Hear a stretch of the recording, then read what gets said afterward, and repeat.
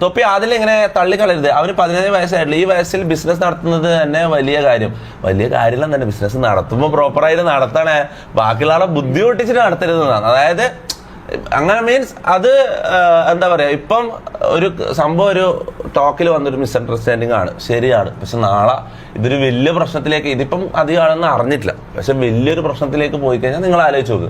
ഏതെങ്കിലും വലിയൊരു ഇപ്പൊ സായിപ്പിനെ ഇവൻ വർക്ക് ചെയ്ത് കൊടുത്തു, സായിപ്പ് വർക്കിന് പകരം സ്റ്റോറി ഇട്ടു, ഇവൻ പറയുന്ന സ്റ്റോറി ഇടാന്ന് പറഞ്ഞത് ഇവനക്ക് ഓർമ്മയില്ല, പൈസ തരാന്ന് വിചാരിച്ചിട്ടാണ് ഞാൻ വെയിറ്റ് ചെയ്തതെന്ന് ഇവൻ പറയുന്നു. ഒക്കെ നമ്മളെ വിട്ടു.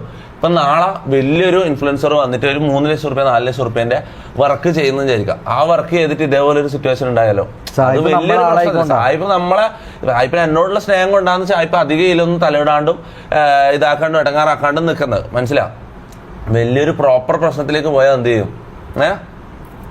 അതുകൊണ്ടടാ ഇതെല്ലാം ഒരു ഉപദേശം കൊടുത്ത് ഇവനെ നേരെ ഇതാക്കുന്നതാണ്, അല്ലാണ്ട് ഒരിക്കലും തളർത്തുന്നതല്ല. ബിസിനസ് ചെയ്യാൻ അങ്ങനെയാണെങ്കിൽ എനിക്ക് അന്നത്തെ ദിവസം തന്നെ ഈ ഇൻസ്റ്റാഫ്ലിക്സ് എന്ന് പറഞ്ഞ ഈ ഇവന്റെ ഇൻസ്റ്റാഗ്രാമിങ് ബാനിങ് സർവീസ് നമുക്ക് ആ ദിവസം തന്നെ പൂട്ടിക്കാം. മനസ്സിലായി? ഞാൻ പൂട്ടിച്ചോ? ഇല്ല.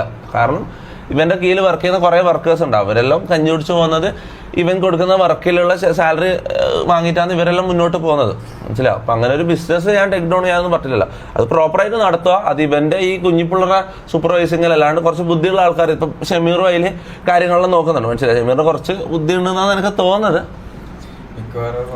മിക്കവാറും ഷമീർ വളാക്കും. നല്ലതിൽ കൊണ്ടുപോയ ബിസിനസ് ഇതാവും.